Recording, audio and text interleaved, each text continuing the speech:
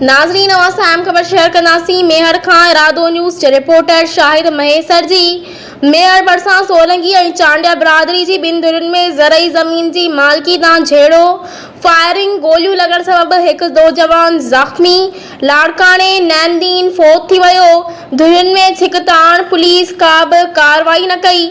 ख़बर मूजिबि मेहर भरिसां एफ सेक्शन थाणे जे हद ॻोठ तुर्क में अबड़ा बिरादरी जे ज़रई ज़मीन जी मालिकी तां चांडिया ऐं सोलंगी बिरादरी जी ॿिनि धुरियुनि में झेड़ो थी पियो, जंहिं दौरान फायरिंग सबबि गोलियूं लॻण करे 20 साला नौजवान अज़हर अली सोलंगी ज़ख़्मी थी पियो, जंहिंखे तालके इस्पताल मेहर मां तिबी इमदाद ॾियण बैदि खेसि ॻणती जोगी हालत में लाड़काणे नियो वियो, जिते ज़ख़्म जा ताब न सहंदे हू फौत थी वियो। तालके इस्पताल मेहर में ज़ख़्मी जे सोट इस्माइल सोलंगी ॿुधायो त चांडिया बिरादरी हमलो करे फायरिंग करे असांजे नौजवान खे गोलियूं हणी क़तल कयो आहे। ॿी तरफ़ मालूम थियो आहे त ॻोठ शमसुद्दीन बुलबुल तुर्क में सिराजुद्दीन अबड़ो जी ज़रई ज़मीन आहे, जंहिंमें सोलंगी बिरादरी जा माण्हू हारपो कंदा हुआ। चांडिया बिरादरी जे माण्हुनि पारां ज़रई ज़मीन ते कब्ज़े जी कोशिश करण दौरान झेड़ो थी पियो, जंहिं दौरान गोलियूं लॻण सबबि नौजवान क़तल थी वियो।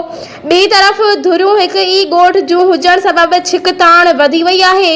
धुरियूं मोर्चा बंदि थी वियूं आहिनि। धुरियुनि में जारी छिकताण बावजूद अस्सलाम वालेकुम, मैं हूं आमिर हुसैन अल रहीम मार्केटिंग की तरफ से। फरहान अली वारिस सिटी जो कि सेफ एंड सिक्योर प्रोजेक्ट है और तमाम इदारों से मंजूर शुदा है, प्री लॉन्चिंग के बाद अब करने जा रहे हैं अपने प्रोजेक्ट को लॉन्च। प्री लॉन्चिंग रेट्स जो कि 180 गज का प्लॉट 3,36,000 का था और उसकी इंस्टॉलमेंट थी 5,600 और अब करने जा रहा है इसको 5 लाख पे।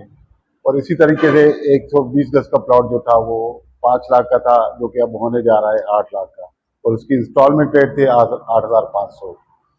प्रोजेक्ट पर डेवलपमेंट का काम बहुत तेजी से जारी है, तो आज ही अपना प्लॉट जल्द अज जल्द बुक करवाएं 1 जून से पहले और अपना फ्यूचर सेव करें, अपने बच्चों का फ्यूचर सेव करें। बहुत शुक्रिया, अल्लाह हाफिज़।